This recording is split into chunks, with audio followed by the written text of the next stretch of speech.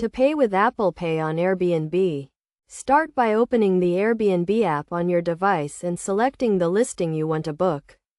Once you have chosen your preferred accommodation, click on the Book button to proceed to the payment page. On the payment page, you will see various payment options, including Apple Pay. Click on the Apple Pay option to select it as your payment method.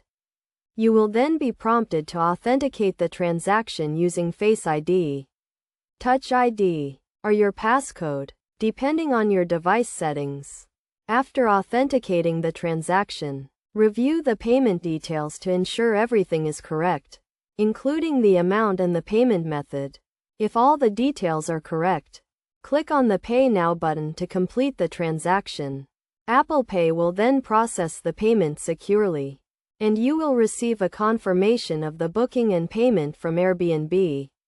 It is essential to note that you need to have Apple Pay set up on your device and have a valid payment card added to your Apple Wallet to use this payment method. Additionally, ensure that your device is compatible with Apple Pay and that you are using the latest version of the Airbnb app.